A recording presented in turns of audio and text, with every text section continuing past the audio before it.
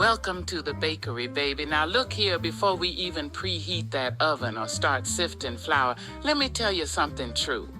This ain't no store-bought shrink-wrap microwave tale.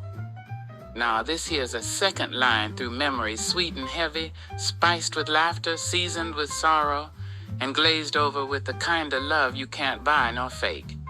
If you came looking for low fat or low spirit, go head on and back out. But if you're ready to stir something soulful, get your heart warm, and maybe cry into your napkin, well, baby, welcome to the pot. Laissez les bons temps rouler, and may the good spirit stir you good.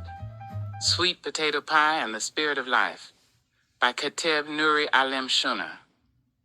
Now let me tell you about a pie. Not just any pie, I'm talking about a sweet potato pie.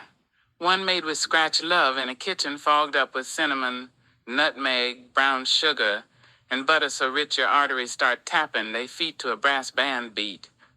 See, the first time I watched my Granny Celestine whip one up, I ain't realized I was watching a sermon in motion. I was just a little thing, standing on a rickety stool trying to stay out the way while she got to mashing and mixing. Her hands moved like she was conducting a gospel choir. But Lord, now I see it clear, that wasn't just cooking. That was prayer. That was rhythm. That was wisdom passing through the steam. Life, see? Life be just like that sweet potato pie. You start with the base, the root, the sweet potato itself. Soft, humble, a little dusty from the earth, but full of depth. That root is you, baby. It's your childhood, your heartbreaks, your belly laughs, your scars all mashed together till smooth. Sometimes you gotta work them lumps out just like you worked through pain, pride, and past regrets. The more you mash, the smoother it get, and the sweeter you turn out. Celestine used to say, you gotta let life cook, same way you let this pie bake. And she ain't just talking about oven time. No, she talking about letting your troubles, your joy, your lessons all blend and simmer till they good and ready. You can't rush nothing. She'd look at me when I was itching to get out in the world and say, baby, you still in the oven. Let the heat do its work. Sure enough, that heat was the hardship, the growth, the waiting. But when I came out that oven golden, seasoned, and still soft in the middle, I knew she was right. And don't forget the spices now. That cinnamon, that's the joy, the good music playing on Sunday morning. The kiss on the cheek from somebody who love you deep. Nutmeg, that's the wisdom, those quiet moments that sit on your chest and whisper something sacred. And don't leave out the salt.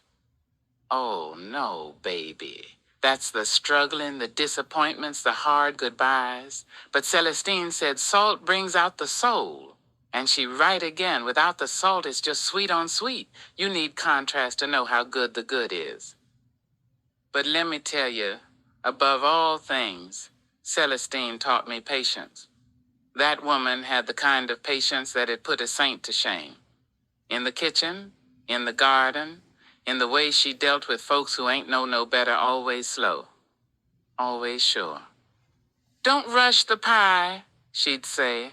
It ain't gonna do nothing but fall flat if you try to make it hurry. Same with life, baby. Try to pull something out before it's ready, and you just end up starting over burnt on the edges. I used to want to run through life like I was catching the last Mardi Gras float, wanting the answers, the success, the love all at once. But every time I tried to skip steps, life pulled me back like a second line in reverse. Celestine would catch me with that look, half stern, half sugar, and say, Kateb, even God don't bloom no flower in a day. Sit still. Let the dough rise. You don't find your flavor till you let it simmer. She told me this story one night around the table about a farmer who planted a tree. He came out every day, staring at it, waiting for fruit like it was gonna grow peaches overnight. After a year, he got mad and was fixing to chop it down. But an old man came walking by, saw the axe, and said, you fooling? That tree's roots growing deep. You're just too impatient to see it. And wouldn't you know, years later, that tree was taller than all the rest fruit, hanging down like blessings from heaven. That story been sticking to my ribs ever since. Just like that pie, don't judge it by the first 5 minutes in the oven. Wait, let it rise, let it brown, let it get good and done. Every pie we made, Celestine said, let your spirit stir into the mix. She ain't never make nothing half-hearted. And now when I stand in my own kitchen whipping up pies for my family, I hear her hum, her laughter, the way she tapped the pie crust and say, that's love right there.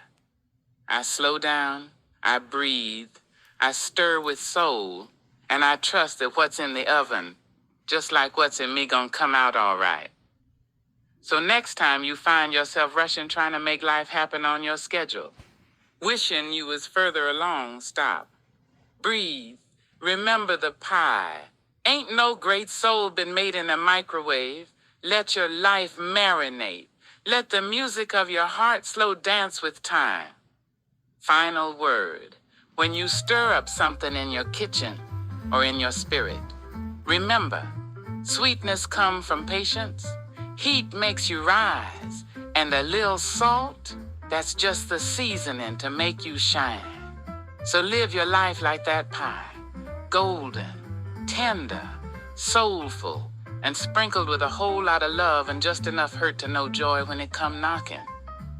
Now go on, baby, serve that up and let the spirit feed somebody. Laissez les bons temps rouler.